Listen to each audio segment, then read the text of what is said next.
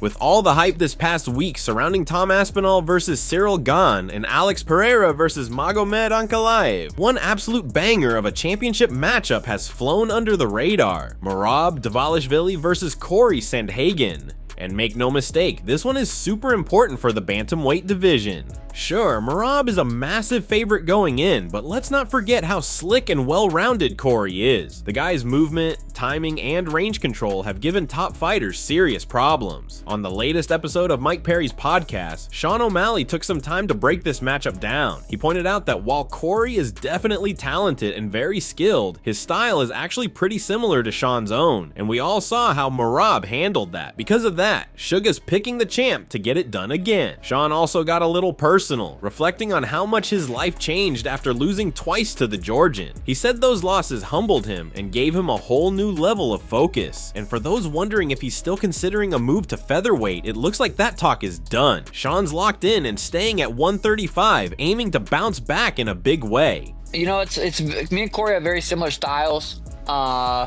Cory did do a really good job against Umar, creating scrambles and like keeping his hips high when Umar tried to get to his back.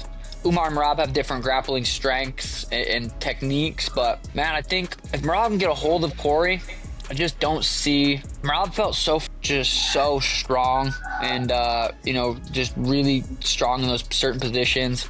His gas tank's ridiculous. I don't know. I think if I had to guess, Merab, but it's hard for me to count Cory out because I do think Cory, like, skill for skill, is one of the best guys in the UFC. I think he's got more skills overall than Merab, but Merab, that skill set he does have is so good, so dominant. It's very Khabib-like in a sense, and you know, it's hard to count either one of those guys out. But yeah, if I had to guess, I'm kind of leaning towards Merab, but Cory, it wouldn't be surprised if Cory goes out there and does something spectacular.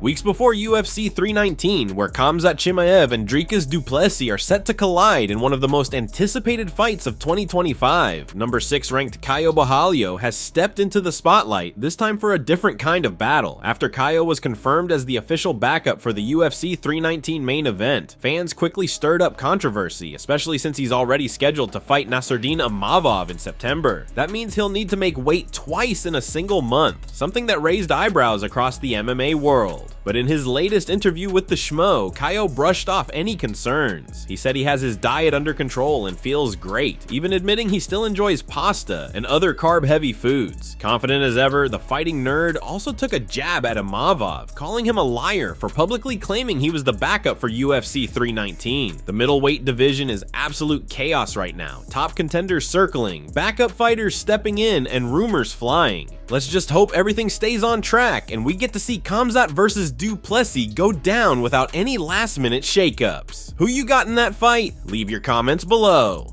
Who knows if they're gonna need me or not, but I'm willing to take these risks, and then if I don't fight, I will make weight again, and I'm gonna go there and get my #1 spot to fight for the belt after.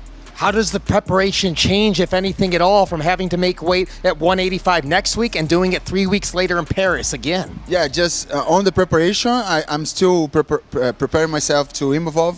That's the main focus. And for Dricus or Khamzat, it's just about I'm staying in shape, ready to go 5 rounds of war, and ready to get the title if the opportunity comes. And about making weight, I just choose to stay a little bit lighter than I used to walk around. So right now I'm like 204, 205. So this is the fight week walk around weight. So I'm good. I can eat good. I'm still eating a lot of carbs, pasta, rice, everything. So I'm good. Everything's under control.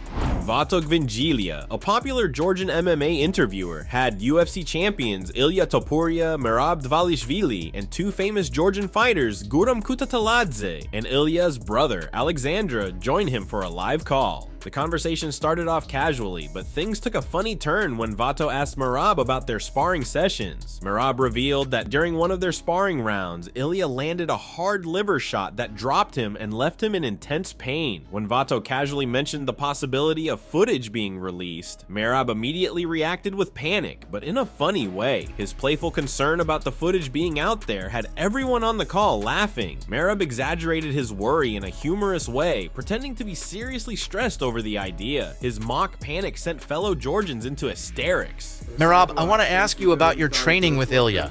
If I'm not mistaken, there was even some footage of you and Ilia sparring, no? Oh God. Oh no. No? Me and Ilia trained yesterday and I was holding my liver with my hands. He killed me, dropped me. If they release the footage, I'm screwed. I wanted to talk about your training to get the idea of how your sparrings look. My liver was up for sale. It was probably in good enough condition to be sold. It's swollen now. Would sell for a good price.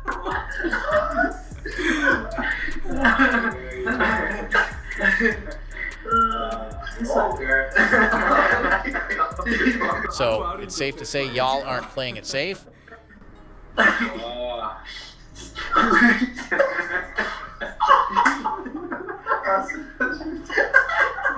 Yeah, that was the question. They wanted to know about your sparring. Oh my God, you're repeating the question. Don't ask me about the sparring, please.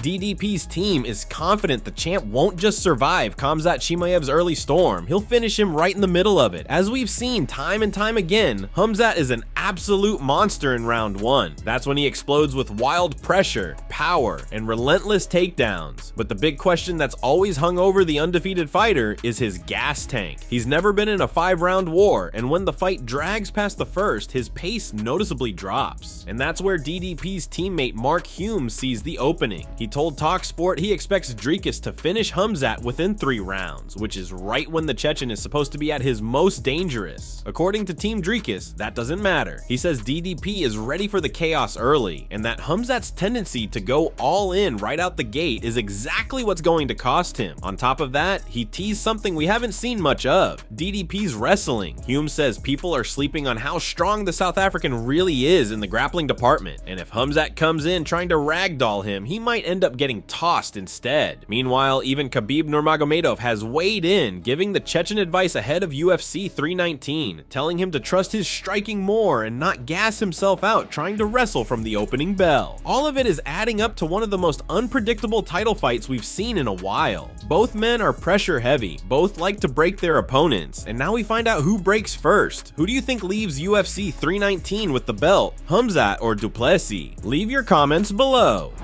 That's it from MMA Psycho. Thanks for watching. Don't forget to leave a like and subscribe for daily MMA news.